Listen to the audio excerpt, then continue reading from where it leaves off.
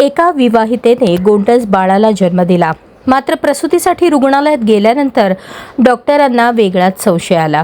त्यांनी तातडीने महिला व बालविकास विभाग आणि पोलिसांशी संपर्क साधला. त्यानंतर संबंधित विवाहितेचा पती, आई वडील, मामा मामी आणि सासू सासऱ्यांवर फौजदार चावडी पोलीस ठाण्यात गुन्हा दाखल झाला आहे. या प्रकरणामुळे सोलापुरात खळबळ उडाली आहे.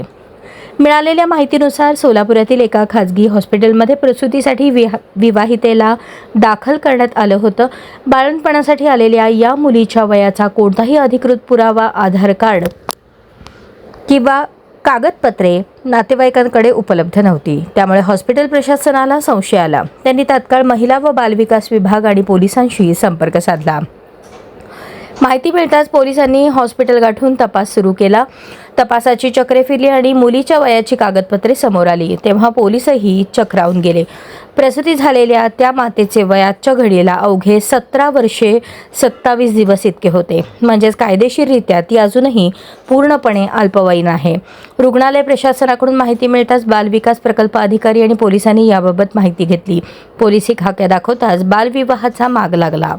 पीडित मुलगी 16 वर्षांची आहे हे माहीत असूनही तिच्या आईवडिलांनी आणि नातेवाईकांनी कायद्याला केराची टोपली दाखवत जून 2025 मध्ये पंढरपूर येथे अत्यंत गुप्ततेने विवाह पार पाडला होता. लग्नानंतर काही दिवसातच ही अल्पवयीन मुलगी गरोदर राहिली आणि तिने एका मुलाला जन्म दिला.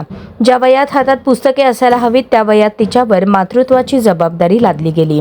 बालविकास प्रकल्प अधिकारी रोहिणी कुलकर्णी यांनी दिलेल्या फिर्यादीवरून फौजदार चावडी पोलीस ठाण्यात बालविवाहाला प्रोत्साहन देणे, अल्पवयीन मुलीचे शोषण केल्याप्रकरणी गुन्हा दाखल झाला आहे.